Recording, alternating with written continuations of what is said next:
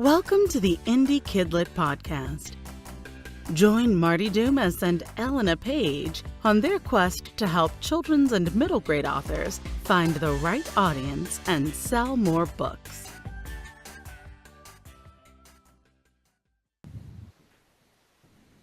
Hi, and welcome to the Indie KidLit podcast. I'm Marti Dumas. And I'm Darcy Pattison. And today we have as a guest, Jessi Suire. I almost did your name wrong. Dude, I just asked you about that. So Jessi Suire is our guest today. So Jessi Suire is the Public Relations and Adult Services Coordinator for the Terrebonne Parish Library System in Louisiana. She has survived 2 years as the head organizer for the popular Jambalaya Writers Conference, which is a day-long literary celebration hosted each year by the Terrebonne Parish Library System. Jessi also leads several creative writing workshops throughout the year, including Writers Unite, a once-a-month writing group for teens, and the Southern Writers Workshop, a twice-a-month writing group for adults. A lover of short stories, Jessi's work can be found in Pembroke Magazine, Belt Journal, and Dirty Rice Magazine, an adult literary journal recently established through the Southern Writers Workshop. When she's not writing, Jessi spends her time as a mama to 3 sassy kitties and often imagines herself starring in her own 1950s sitcom, which if you meet Jessi, you will know that is true. It's all about the clothes. It's not a thing that she's just saying in her bio to be fun. Like, that's an actual thing that she is doing. Oh yeah. I want to be a 1950s housewife.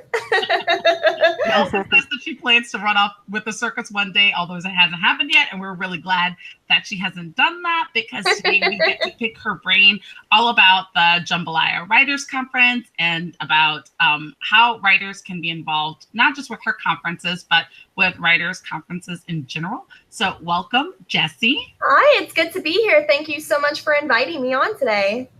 Thank you so much for coming. I'm really excited. We had to do a couple of times of scheduling to be able to get you. So that's but I'm here and I'm ready to go. So we're good. And if you had not noticed the mellow tones of Darcy Pattison, that Elena Page is not here today. We're sad. We're gonna miss her, but we're super excited to have Darcy. Hello, Darcy. Oh, well, thank you for inviting me to be a guest host today. It's really exciting to be on and to talk about a writing conference. I love writing conferences, so I'm really excited to find out more about this one. It's sponsored by the library. That's a little bit unusual. Yeah, I mean, we're actually, this past year is actually our 15th year, so it's been going on for a really long time, a lot longer than I've been around to witness it. But it's sponsored by the library, but it's also a Friends of the Library program, so they actually help us with our funding. And, we also have grant funds and that kind of thing too. So that really helps us out. Oh, that's great. That's really cool. So that I have actually been now twice, just like disclosure, invited by Jessi both times to the Jambalaya Writers Conference. And I have only been, so the place that it is in is it's either a big town or a small city, depending on how you think about things. And so I had no idea what to expect. And it's an amazing conference. It's amazing. It's well done. They have extra fancy people there, but then they also had me there. So then I think fancy too, Marti. Don't you worry. So how many people attended? Generally speaking, I mean, we could have anywhere from 200 to 300. I mean, we've gone a little bit smaller, a little bit bigger. It usually just depends on either, who do we have as, a keynote presenter, which this past year we had R.L. Stine of the famous Goosebumps. So it was completely madness, but it was a great experience. But, there's also other things going on in the community. Usually when we go to schedule it, we always try to pick a date, either early March or April.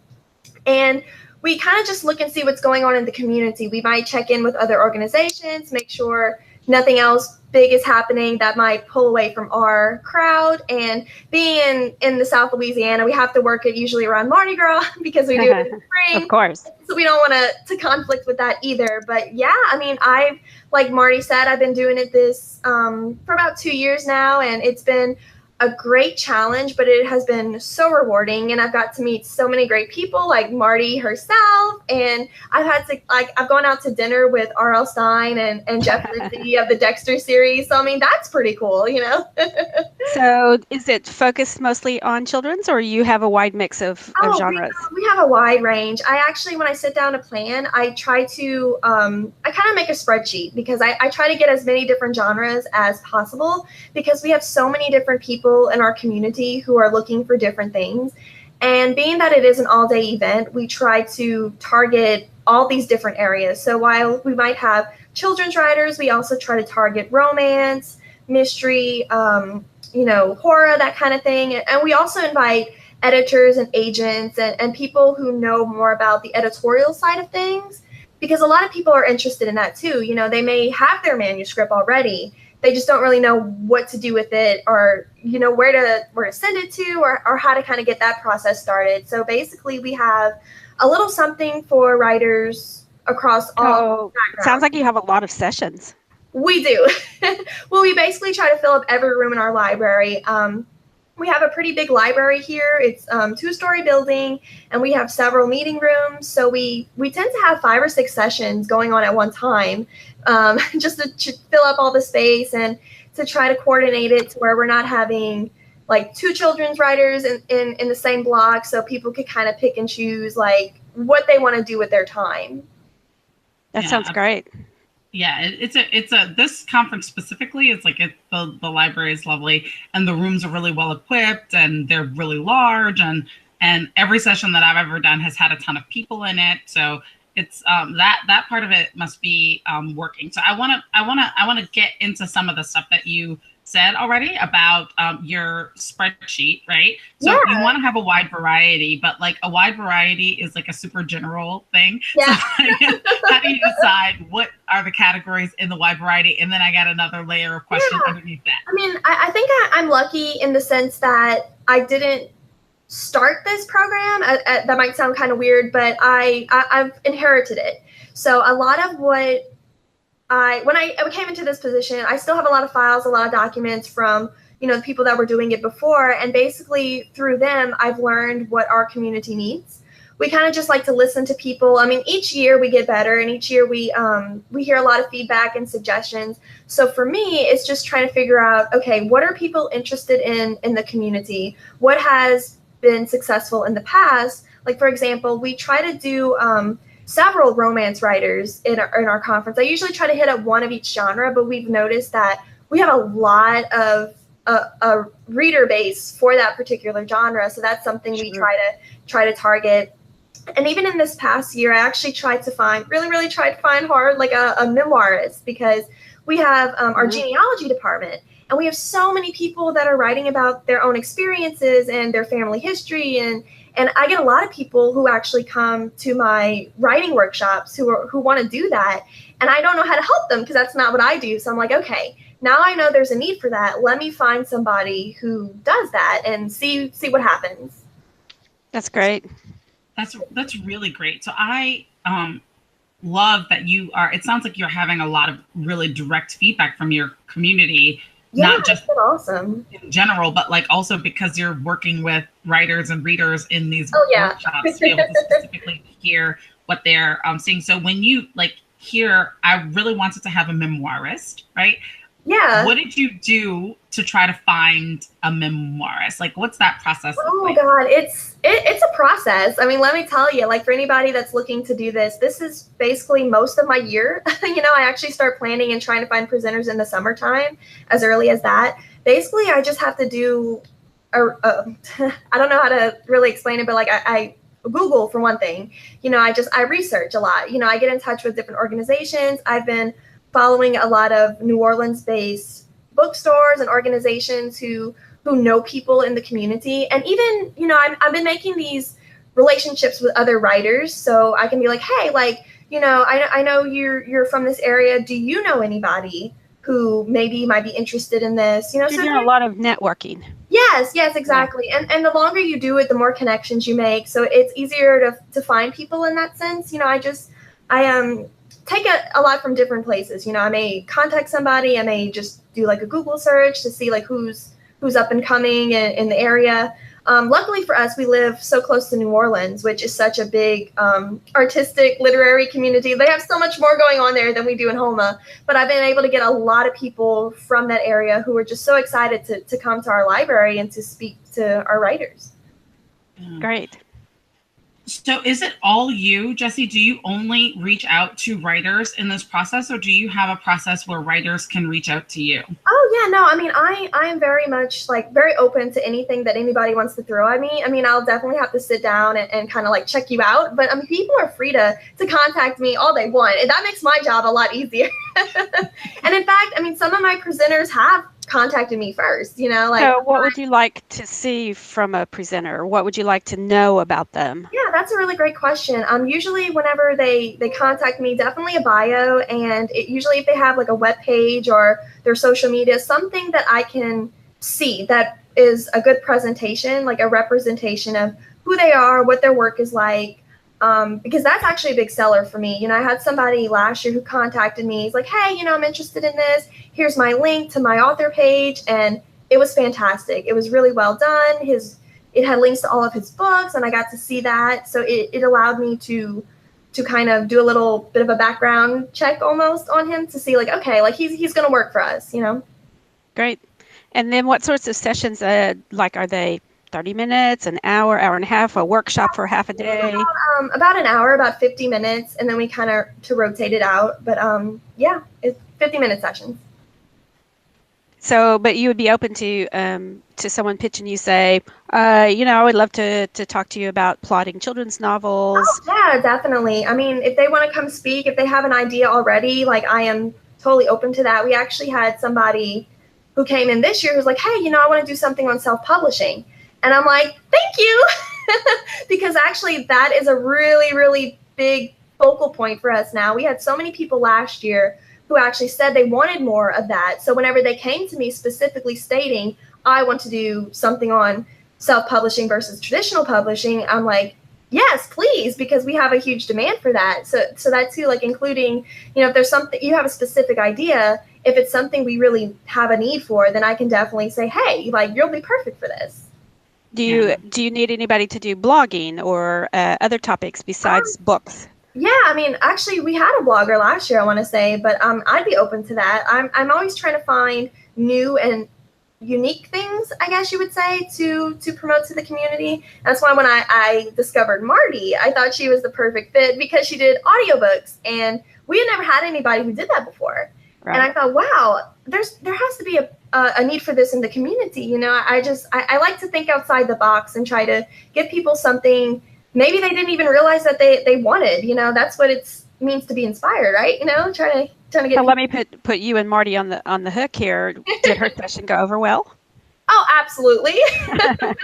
One of my favorites, not gonna lie. So it had good attendance and good comments. Oh, yeah. Yeah, great. Oh, yeah. Congratulations, Marti. Oh, yeah. But I think that for me, I'm always interested to know, okay, because I'm not a forward person. So I'm not a person who tends to pitch conferences like that. It makes me nervous. Yeah. So then I do end up sitting back and waiting for people to invite me, and lucky, right? That happens sometimes. But I'm really curious to know, what is it that catches your attention that makes you say, this is a person that I need to reach out to? You can use me if you want to. How do you end up finding? There's thousands of authors. You Googled them, great. Oh yeah. But you came up with a lot, right?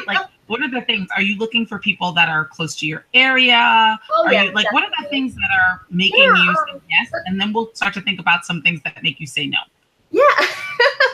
Well, that's a really good point. Actually, especially in recent years, we're really having to tighten up our budget. So we're trying to fly in as little people as possible. So for me, it's been New Orleans, obviously. I mean, it's such a big area, and it has a lot more culture than we have in our little bayou town.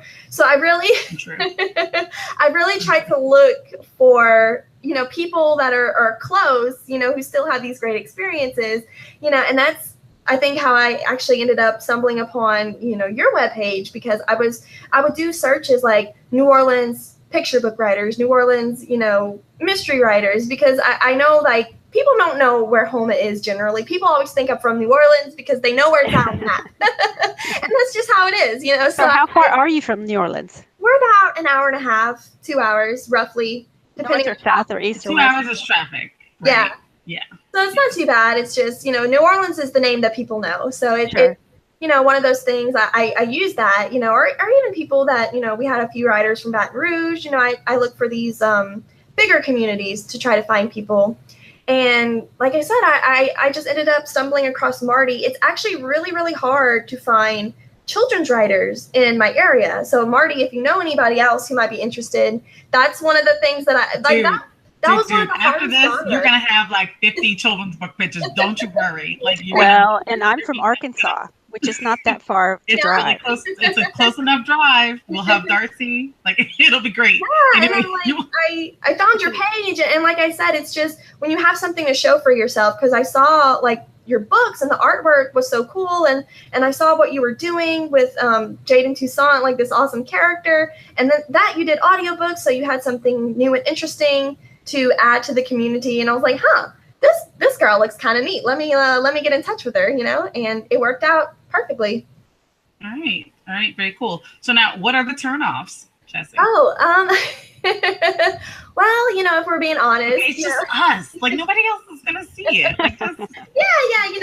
Really, like I said, it's almost like doing a background check. Like for example, Marti, your webpage was very put together. I could go to links on Amazon for your books, and I saw that you had good reviews. Some people don't have good reviews, and that is a turnoff because I want people that are close to the area who are good speakers, but they also have to have the writing chops and all that to back it up. And some people, if I'm not into the writing, or if I see other people aren't, that to me is a turnoff.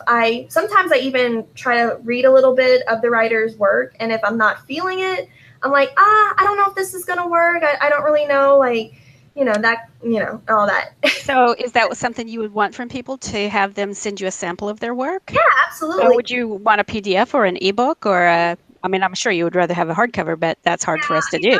Whatever's easiest for them. I usually just find the little ebook things on Amazon, and I kind of look at it. But if somebody's being more forward and they want to send that to me first, then please do. Okay. All right. So you hear Darcy putting together her pitch. She's already got the new workshop for you. I am from Little Rock, so it's really an easy drive for me. Yeah. You gotta go. Yeah.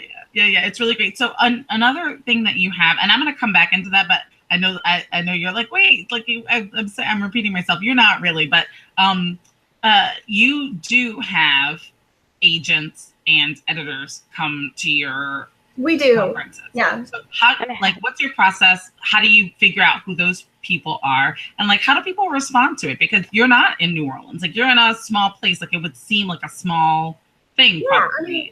That's a really interesting question, because that has been one of the harder parts for me, is finding agents and editors and people who are on the business side of things, because they are more behind the scenes, and it is harder to find them through a Google search or even networking, because of where we are on the map, like I said, it's probably different for everybody, but I was lucky enough to still have documentations of things that were done in the past. And that's actually how I started kind of researching who I wanted to get from, an editorial side, because we've had people from St. Martin's Press who have come before, and they've done it for, the honorarium that we were offering. So I knew that they'd be willing to come back.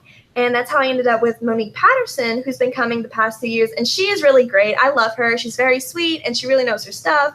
But when I saw that we had been working with them, that kind of was like, okay, that's a, who I can get in touch with. And then I found Monique, and I thought she was perfect. That's really great. I'll put a little bug in your ear. Highlights magazine for children. Oh. Their editors come, and they will not allow their editors to take payment. You just have to do it. See, I did not know that. She's writing it down. Highlights. Highlights, and they send people out all the time. They're really nice. They also have a publishing arm, and sometimes they'll give you information on that. But I think it's the Highlights magazine editors. Very cool. That's awesome. Yeah, because I mean the editors are generally people we have to fly in, so I try to limit the people like writers. I try to find them as local as possible, and then because I know like they usually come from New York, and that's just the nature of it. So I have to kind of save that for them, you know. It always works out. Well, as long as we're talking about that, do you pay writers to speak? We do. We usually give everyone a small honorarium. I don't really feel comfortable sure. talking a little bit about our budget, but we do pay. We do pay. Yeah, they do. And then also they do like a lot of the big conferences do. They, you know, there's like an opportunity for you to sell your books and to do signings definitely. We always have a book fair in the afternoon. Usually it comes after our jambalaya lunch because yes, we do serve jambalaya as in our name. And it's amazing. It's delicious every year. And after that, we usually have a time of day where we don't really have any sessions going on. It's just for the book signing. So all of our presenters who have books that they want to sell are free to do that. This year we had R.L. Stine, and it was madness. So that might be something to consider, is that I did not anticipate how insane it was going to be because it's normally a more calm time of day. But when you have somebody who is so well known, I did not feel like I was as prepared for that as I could have been, you know. Right. Well, just so that you know, like as a person who was sitting on the side and expecting no one to be bothered with them because R.L. Stine was like at the other end of the hall, like signing books, I was pleasantly surprised. Good. The whole thing was, and B, I sold out of my books in the same space. I didn't that was great. That's awesome. You know, that worked really well. And that was a concern of mine too, is when you have somebody who is so well known, it's like the last thing I wanted was for any of the other presenters to feel left out. Like that's not what I want at all. I'm very big about trying to make everybody as comfortable as possible. So that makes me feel really good to know that, you know. Well, but writers are used to that too. I mean, we're used to being overwhelmed by, you know, the famous authors. Don't worry about us. We survive. I worry about everything though. So it's like which is why the conference comes off so well. Oh, thank you. Yeah. So we are, like I was telling you before we went on air, we're mostly a community of children's book and middle grade authors. We have a couple YA people in the mix, Darcy being one of the people who wears the YA hat sometimes, and are a mixture of people who are independently published, like small press, and then hybrid people who are in the thing. So when we are looking for how to put ourselves together, we've gotten a few notes from you about like what makes us look good to you that we can maybe translate into not just your conference, but I promise you're going to be overwhelmed with emails. Like after this, when you give your email, you're going to be sad you said it. But overwhelmed, it's fine. I need it. I need the, you know. But also to other conferences. So here are two things that I've heard you say so far about how we can make sure that we ourselves look good, right? Okay. One of them is that we should have our websites be clear and professional looking and have easy links to the books. You mentioned also reviews, looking at people's Amazon reviews. So like on my website, I know that I have like a little disclaimer at the top of my books page that says, I love independent bookstores and I would prefer for you to buy any of these books in an independent bookstore. With that said, all of the links on my page go to Amazon. I mean, they do. Like, it's just fine. So, which maybe you clicked and it brought you to Amazon reviews. Is that like what you're looking for, or at that point do you like kind of veer off and take it from there and start to do your own research? It's a little bit of both. Like I said, it depends on what I get from those links, like to Amazon or whatever. But I think with your case too, like, if I could usually see like the work you're doing, like I'll probably just search like Jade and Toussaint and I'll see what else comes up, you know, so I don't limit it to just Amazon. It might be a good jumping off point, but I'll kind of go and I'll see like, okay, like who else is talking about this? Like what else can I look at that's going to help me understand like who this person is and like what they're doing. Okay. All right, cool. So we've got reviews then, and we've got other Google mentions, right? Or like other like searchable mentions. So like blog posts and like things that can come up with your name on there. Let's say that there's a person here who's like pretty newish who has a book that is out and does have good reviews, but maybe not like hundreds of them. Right? Is there anything that person could do to stand out for you? Ooh, I think that's a really good question because it's hard for me to say like what they can do, but I know a lot of the times, like I said, like the presentation of it, because I really love giving opportunity to new writers as well. And that's one thing I think was a draw for me to you, because I don't think you had ever really been to anything like that before. And when you said that, I was so like amazed that I had the opportunity to give you that opportunity, you know, because I thought, okay, like this woman's awesome. She needs to get her work out there. So, and I think what has helped me with the conference, and I know this is not everybody's backstory, but I write as well. So I can kind of gauge like what I believe to be, you know, like good quality, like fiction for us or nonfiction or whatever it is. So that has a lot to do with it. It's like my own, like, and I'll talk to people here too. Like some of our other librarians will be like, hey, like, look at this person. Like, what do you think about this? And I've come to realize that there's so many people in our area who are just so talented, who need the platform to really, you know, showcase their work. And sometimes our conference is the best way to do that. I don't know if y'all are following me, but, you know, just being in a small community and not being able to always pull these big writers in, sometimes like that's the best thing, is just finding somebody who needs their voice to be heard and knowing that. That's really great, such a community-based program. So are you looking at references or a list of other places you might have taught, things like that? Is that helpful? Yeah. I mean, anything like that you have to offer. Like I said, I usually try to find like a bio, and, you know, usually there is a link to the webpage. But we've pulled in a lot of professors and people like that. So, I mean, if you have some other kind of experience, that helps too. Okay. Yeah. So, Jessie, so when we are thinking about, okay, we're putting ourselves forward here, right? What's a good way to not win, right? So like, let's say that you get 50 children's author emails, right? You're not going to have 50 children's authors at your thing. So like some of those people are going to have to like have another, like, you know, be looking at another time. Like, what are some things, like, how would you as a person who's running a conference prefer for people to respond in that case when it's not a right fit for this year? You think about it. Like the way I would respond, or like. How would you respond, but also how would you like people to respond? Yeah, that's a great question, because sometimes it is hard being the one to have to say no. And seeing something that you don't really like, but you don't want to, especially like with the library, like we hate turning people away. We never want to do that. So sometimes it's good to just say, hey, you know, like maybe I'll keep you in mind for the next year, which could be very well true. You know, you want to give everybody a chance. We do bring people back, like Marty's been 2 years in a row, and some people have been several years in a row, but we generally like to have new faces. So even if I have somebody who's like this amazing presenter, I may not invite them back next year simply because we want to give other people. Sorry for you, Marti. Yeah, I know, it's good. I'm all about. You've had your run. It's over.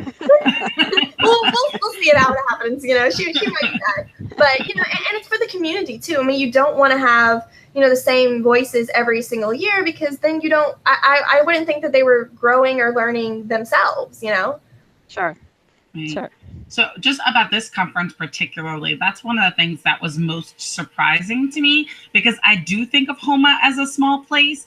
It's not actually that small, to be fair, right? Yeah. Like there are way smaller places. But in my mind, right, like I thought of Homa as a small place. So before I actually went to the conference, I've been to Homa, but before I went to this conference, I thought that it would be a lot of people coming from away to attend the conference, like a lot of people driving in. And so I was really pleasantly surprised at the hundreds of people who were there. Yeah. Homa and Thibodaux, like the places that are like right there. Like, yes. Like, so that's really exciting to be building that kind of a community in a small town like that. Are you seeing long-term results? I mean, are people becoming better writers and getting published? And because a lot of the people that have been coming for years. Like some people even since it started, even before like I've been here. And when you see that year after year, it's like, okay, you know you're doing something right. And it's really wonderful to see. We've actually had one writer in particular. I don't know if she's the only one, but she's the one that comes to mind. Her name is Susan Vining. She's a romance writer, and she actually came as a conference attendee, was able to get in to, give her pitch to the editor. And I think at the Sunset Social, which we have that kind of wraps up the conference, she actually got her book deal at our conference. So that's something that people can consider is like, you really, and I tell this to my writers groups all the time. I'm like, you don't know what's going to happen. Like, don't doubt yourself. You just need to, you need to try and get in there. And she's one of our inspirational stories. So it's pretty awesome. Yeah. I tell people to go to a conference not expecting that. Yeah. But I mean, you could be surprised, and it does happen. I've seen it happen. You never really know. I mean, if you don't try, then you will definitely not go anywhere, but if you try, anything can happen. Pretty cool. Yeah. All right. So when writers like pitch to you and you like accept them, right? What are next steps? Like what should writers who are new to this process know about how the process goes before they decide if it's something that they want to get themselves into? Yeah. And usually that's something that I kind of explain to them beforehand. I'm like, hey, look, like this is kind of how it goes. This is what we do. I kind of let them know about, the honorarium, the lunch, and try to gauge them with how many people to expect as well. Because some people don't realize how many people we actually have that attend. And it kind of is like mind blowing to them. But yeah, and I usually just let them know, like I stay in touch with them. Because like I said, I start planning the presenters. First thing, that's the most important thing. You kind of build everything around your lineup. And I can start that as early as the summertime. So basically I just let them know, hey, I will be in touch. It might even be a few months before you hear anything else about the way things are going to go. Because once it starts shaping up, sometimes there's things that you have to wait until later to do, like when you're booking hotel rooms and you're doing all this other kind of stuff. You can't book that far in advance. So it's like you kind of have to just let them know that, I haven't fallen off the face of the earth. It just might take me a while to get back to you. So in Arkansas, we have the Arkansas Literary Festival. So it's a literary festival, not a writing conference, but it's sort of similar. It's sponsored by our main library system, and they have tons and tons of volunteers. So I assume that you run a lot of volunteers.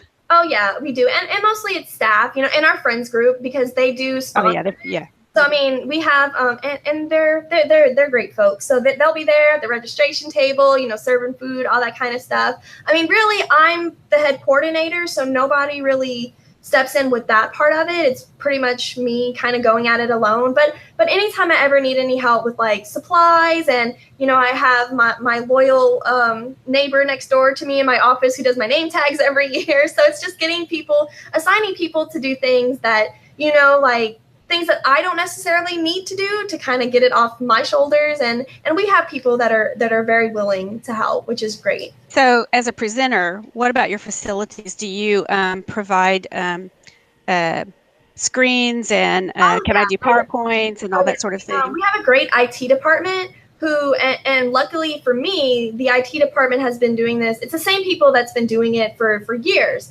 So they know exactly what needs to be done. They set up every room. I think there's only one room. I want to say it's the genealogy room, but I could be wrong. I think that's the only room we have that cannot have tech set up. But we know that beforehand. Like if somebody doesn't need tech, we'll put them in that room. But other than that, like we have screens and the projectors, laptops. We try to get every room set up so that way if people don't let me know beforehand, like even though I always ask them, whatever happens, they'll have it, Yeah. So and a little concierge thing. So what do you ask of writers? So like you get like your hooray, we're so excited. We would love to have you this year. Yeah. This is the topic that like we, want you to do out of the ones that you said. What comes next? Do people have to send you, like, what do people have to send you, or do they just show up and you trust them from there? It's a little bit of both. Well, you need stuff for your program, right? Yeah. Like for the program, that's one of the more taxing parts for me because it does take a while. You have to make sure, like I said, like two genres aren't speaking at the same time. You have to make sure like things aren't. My name is spelled right, please. Yeah, exactly. The right rooms, all that kind of stuff. So it's just like, since I'm going to be here next year, let me just make sure that you. No, I just have an unusual last name, and it just happens, you know. I mean, I think coordinators of any kind of program try to be really careful about that. But you know, I'm not the only author with a strange name. Yeah. And so, yeah, spelling, yeah, just all that copy editing stuff. Yeah, and I like to work with the writers very closely. I mean, I like to kind of brainstorm ideas with them. It's not like I'm saying like, oh, like you have to talk about this. Like if I have an idea, like I'll pitch it and be like, hey, you know, this might be a good idea, but if you have other suggestions, please let me know. Like I said, I'm very, very laid back when it comes to that. Like if you have something you're passionate about, if you don't like my idea, if you want to do something else, that's cool. But if they have something, like I said, with the self-publishing coming out the gate, if they want to do that, I'm fine with that. Mm-hmm. Mm-hmm. So yeah, that's definitely been my experience for Jessie. Not so much for other conferences, right? Like, so I've been on the other side, like the figuring out who we're going to invite side of conferences. Yeah. And usually what happens is that like people send a pitch in, and if the pitch fits into our matrix, like Jessie is describing, right? It's like we need a person who's doing YA sci-fi Southern. So that if you does that person exist? You know, right. So yeah. I mean Southern geography, right? So if we, you know, if you fit into the matrix, then we invite you, and everybody else is kind of getting a thing. But then we would ask afterwards for you to send us like an agenda or something so that we can see what your session flow is going to look like. Not necessarily like a whole facilitator's guide or anything like that, but just like an outline, right? Like just something. But it sounds like for you guys that it's like it's more on the front end, that it is like you maybe pitch an idea because you reached out, right? And then you go back and forth with them and figure out where the sweet spot is of meeting the community's need and meeting their skill set. That's that's really, really cool. Sort of like how I mentioned before, being that we do have a lot of the same attendees who attend year after year, and you don't want to have, you know, people who are speaking year after year simply because you want that variety. I think it's the same thing with our sessions, because I try to find things that weren't done the year before. Like, I don't want to just have the same sessions every single year. I worked really hard at that this year in particular. Like, I wanted to find that diversity. Like, I wanted people not to just say, oh, like, you know, we did this last year. You know, I want people to grow, so I want them to have different opportunities to grow. Mm-hmm. Absolutely. That's really cool. Okay, so I have two more big questions. I'm looking at the clock and we're starting to run out of time, but I have two more, but one more for Elena, so you have to have three. So I have to have three. But I'll have to say that one at the last minute. Like I'll hold the third one for the very last minute. Okay. So are there opportunities for authors, like as they are thinking about participating in conferences, are there opportunities for authors to be able to get feedback from you on like why they're not there or how they did when they were there to try to be invited back again? That's a really interesting question, because I've never really had that opportunity, I guess. Like, nobody's really come to me and has actually asked me for feedback outright. I mean, if they did, I'd be more than happy to get with them and you know, explain like if something went well or not so well or whatever. I mean, generally, like I said, I trust them, and generally it works out, you know. So do your participants fill out any kind of evaluation or anything? They don't actually. I don't know if that's a suggestion you might have that might, you know, help. But well, at some conferences I've been to, they do that, and then I mean, for us, the coordinator just shares that. Yeah, like, I mean, I get a lot of feedback the day of, and I take all of that in, but nothing's written. It's just like, oh, you know, this might be something you could do next year. And I mean, I'll go and make note of it, but we don't have like a standard evaluation or anything like that. But it's something to consider for sure. Yeah, I think that's like probably an interesting difference too of actually being for the community. I feel like most of the conferences that I go to, most people are traveling to the conference for the conference, right? So like if you're going to one of the big SCBWI conferences, or, you know, that the people are traveling there for the conference. So Yeah. the conference organizers don't know the community and don't interact with them outside of the conference Yeah, setting. that's interesting. So I think that's probably, I wonder how many of this kind of conference there are. Do you know what I mean? Like, how common is this? I wonder. That could be Elena's last minute question. That's really interesting. Like, it's not something I think about, but like you said, I guess being from a smaller area, you know, we do have that sense of community. I mean, and we have had people from out of state. You know, we have like a few couples from Texas that come. I mean, I know they're close, but they come every year. And this year, I didn't even know about this until the Monday after, but we had people from like New Jersey. And yeah, I met people from New Jersey. And I was like, how did I not know about this? They must have registered on site, and I was just in such a tizzy all day. I'm like, we have people from Massachusetts and Homa? Like, where is Homa? It was really, really cool to see that, though. That's cool. So your conference is open registration, so people can actually roll up on the day of your conference and be able to attend. And because you have such a large library, like there's not that much chance of there being so many people that you'd have to start turning people away for fire marshal. Yeah. I mean, well, what we really do, like, we usually open everything up in the fall, and it's $35, so very affordable, I'm sure, in comparison to other events. Did you see Darcy's eyes? Yes, Right? $35 for the conference, and they feed you lunch. I don't even know how they do it. How do you do that? You must have a lot of grants. We do, yeah. So I got to get busy on that. Like I said, I get a few months in between, but once summer hits, I'm writing my grants. You've got to write those grants, yeah. Yeah. Otherwise, you can't do it for that cost. It's grant funded, and like I said, our friends groups help us out a lot. There's so much that we do that we could not do if it wasn't for their support. Mm-hmm. Yeah, it usually takes that kind of stuff. Yeah. Oh yeah.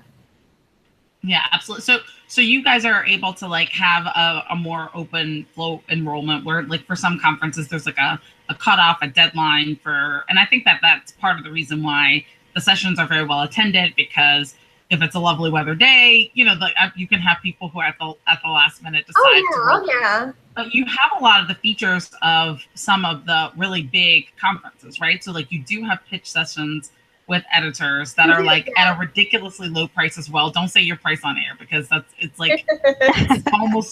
literally almost no money. And then also you have an opportunity for it's so cute, the first page American Idol, which first page, yes. And I love first pages. Marti has been so great because she's been our reader these past 2 years, and let me tell you, I was so happy to see her get her props this year, because they made sure she knew how awesome she was. But she's such a great reader, and honestly, that makes a huge difference if you want to do a session like that.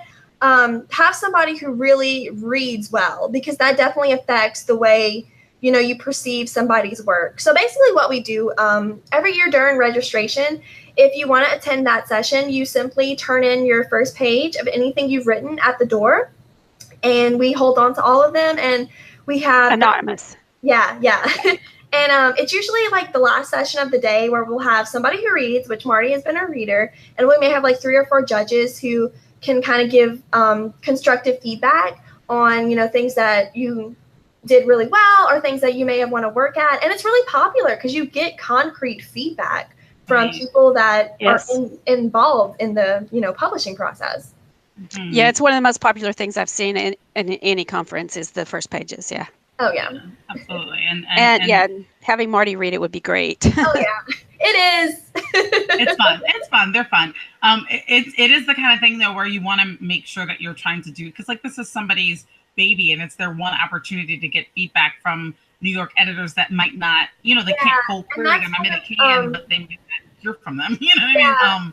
You want to make sure you get the right people, though. Like I said, like the reader is important, but also the judges. I always try to make sure I get at least one of the editors, if I can get both of them. Like we usually have an editor and a literary agent. I definitely try to have them on board. And usually just if I could find like one of the bigger names that we bring in each year, like I try to put them, somebody who has like a lot of experience, I guess I would say, like, because you want people to get that concrete feedback. Absolutely. Okay. So, do you see over time, with your repeating authors, right, who are coming into the conference. How are they changing things up in a way that makes you want to keep having them back? Because it is relatively small. You do have a lot of sessions. I'm guessing it seems like it's probably between 24 and 30 individual well, we have over the course of the day. 28 presenters, so that I can kind of gauge how much we do during the day. Right. So that's a lot, right? But then also, like, even still, there's thousands of writers, millions of writers in the world, and you're wanting to keep it fresh. So what is it that, like, has some people keep being re-invited? Because there are some people there who've been there a lot of years. I would love to come back, and I will come back regardless because it was a lovely day. However, I also feel like there's enough room for everybody in the universe, so it doesn't need to be me. But in general, though, like, I feel like that being invited back to something is a really great way of knowing that not only were you good at the job that you did, but also you connected in a personable way with the people. Like, you gave something back. Wonderful. So would you want her to do a totally? So would you want her to do a totally different session, or would you want it to be targeted slightly different to a slightly different audience? Like, instead of picture books for fiction, picture books for nonfiction. I mean, what would make it fresh for you? That's a good question, and I can use Marti as an example for this because she sort of changed it up a bit, but she did. I think because you stayed with audiobooks, correct? Like, you stayed with the whole. Well, not audiobooks so much, but the first year she attended, I want to say it was a session on, you know, how to do audiobooks or how to, like, get the word out, or, you know, relating to that. And then this year she did almost like a reading out loud workshop. So she was still using her talent for that, you know, oral storytelling, but she kind of tried to do it in a different way, which I thought was so amazing because that's not something you ever really see. You know, we always do fiction and poetry writing workshops, but never anything interactive where people are actually reading out loud, which is a great way to edit and to kind of get closer to your work. So when she pitched that to me, I'm like, oh yes, we're doing that, you know? So it's kind of like trying to find, like, using those same talents that brought you here, but try to find, like, how can I do this that wasn't the same as what I was doing before, you know? So, you know, what's so great, Jessie, is, you know, we sit in our little caves and we write all by ourselves, and we hope that someone will like it. And you are so enthusiastic. Oh, thank you. And that would make it so nice to work with you. Thank you. I appreciate that. You know, and conferences like this are really great for writers because we come out of our little cave and we go, they do like me. You know, there is something. Well, you know, one of my English teachers in college, I was an English major, and she said, you know, it's weird because, like, you know, writers were actually, we prefer people in books than people in real life, you know? Yeah, we're kind of introverted, but, and like I said, I think me too, being a writer, I've always been a storyteller. I, like Marti said, I have some work that I put out myself. So I have a huge passion for working with writers and for working with literature and things like that. And that to me makes a big difference because to me, yes, you know, I'm planning the conference and it's my job, but it's also something more to me personally, and that has helped me connect to people, I think. That's great. Yeah. Your enthusiasm is great. Oh, yay. Yeah. And I do have to say that there's a little bit, so this will be Elena's, like, last question here, right? So then, no, I get one. Oh, wait, you get, okay, wait, so then I'll ask this one and it could be Elena because we're going to have to get off soon. Okay, so you got back in touch with me this year because I am not that person. I know I've seen it, but I'm really not. Like, I'm really very that's fine. You know, that's reserved, just you. right? Yeah. But you got back in touch with me and you were like, we would love to have you back. What would you do if you came back? Which I was like, oh, what would I do? I get bored with things. So I would not want to do exactly the same thing because I've done it already. So, like, I would do something different. So then when I answered your question, you know, it was different. I didn't know that you were not wanting to have the exact same thing. So that's luck, right? That works out that way. But what makes you reach back? Oh, I know how to answer the question, but it's hard to answer that question.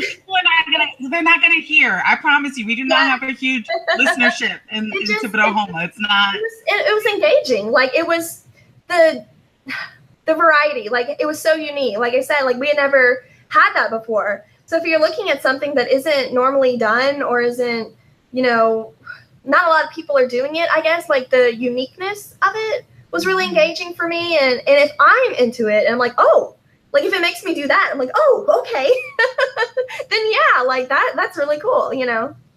Okay. A lot of it, I know it sounds weird, but a lot of it too just kind of comes from my own instincts about stuff. Like, oh, okay, like I think this is going to work. And if it makes me take a step back and say, okay, oh my God, like I'm excited about this. If I'm excited, I know other people more than likely are going to be excited about it, you know? Yeah, that's great. And I don't think that sounds weird at all. I think that's a lot of what ends up coming out of a lot of our conversations with people is kind of knowing your audience, knowing who you're talking to, right? And making a real connection, right? Like not having it not be a shtick or whatever, like having it be a real connection. So it sounds like that's what you're doing. Yeah, definitely. Yeah. All right. So Darcy, the Elena question, what you got? Well, I just want to know, what is your favorite children's book? Oh, okay. Are we talking like picture books or middle grade, or does it matter? One of each. Okay. Well, actually, funny story, true story. Before I was in PR, I actually worked in our children's department. So I read a lot of picture books. I did a lot of story times. The first name that comes to mind is Mo Williams. You know, don't let the pigeon drive the bus. You know, so that's a really great one. And then I have to give a shout out to Bridge to Terabithia, which was my favorite child ever because it made me cry. And I'll never forget that feeling. And even as an adult, I will never forget the way that book made me feel. And it's still probably one of my favorites. It's my all-time favorite. And when I first started writing, my name's Darcy Pattison, and people said when I go in, they would say, "Oh, Pattison, did you write Bridget to Terabithia?" Well, no, that's not me. No, but I wish. I wish. But no, yeah, no, I've read that book. So you know that I was a classroom teacher for 13 years, and of the 13 years, I've used that book as a read aloud for 6 of them. It's an amazing, it opens kids up in a way that I try other books and then I go back to that one. Like it opens kids up in a way that helps them be readers and writers for the rest of the year. It's amazing. That's amazing. And also just to give a shout out to R.L. Stine, because, you know, that for me was an amazing experience because he was my favorite writer growing up. And I think you love Goosebumps, huh? For most of us kids in the 90s, he was it for us. You know, he was our favorite. And I still have all of my old Goosebumps books. And she rolled into that thing wearing when I found out that full-on Goosebumps outfit. I was in awe. I'm like, if I could transport myself back to my 10-year-old self and be like, hey, this is gonna happen, you know, in like 10 years from now, I'm like, oh my God, you know, and to go out to dinner with him and just to have this incredibly surreal experience is like, it made the chaos so worth it. It was amazing. Well, this has been really, really cool, Jessie. I really appreciate the time. I apologize in advance for all the emails. I really do. Sorry about that. I'm not, so don't be. And Elena, we missed you. And Elena, we missed you so much. We'll be excited to have you back in the next week. She'll be back with us, so that's good. Jessie, do you mind? We'll put it all of this information will go in the show notes, and we'll give a little shout out to the library system too in the show notes and the friends of the library. But do you mind telling people where it is best for them to find you online? How should they get in touch? Yeah, sure. No, that's great. Well, our website is mytpl.org. And that's basically our library's webpage. And if you go to, I think it's contacts or something, it'll have all our names listed. You could shoot me an email. Or if you follow us on Facebook, you know, I got to give a shout out because that's my thing. I'm the social media queen over here because I do PR. So if you want to send us a quick Facebook message, I'll be the one to get it. So that's another easy way to contact me. And yeah, you know, just keep in touch. All right. Thank you, Jessie. And Darcy, is there any fancy awardness that we should include in the show notes for this episode for you? Well, I was really excited this past week. I did learn that my book, The Nantucket Sea Monster, a fake news story, was named a National Council of Teachers of English notable book in language arts. So really cool. So, congratulations. Thanks. Congratulations. Very cool. We know only the best people. That's what we're All right. And if people would like to, I'm going to totally mess this up. Elena always says it. If people would like to get in touch with us, then they can visit us at www.indiekidlitpodcast.com. Or if you want to shoot us an email, it of course is not the same as our web address because that would be way too simple. That would be the indiekidlitpodcast@gmail.com. And we hope to hear from you soon.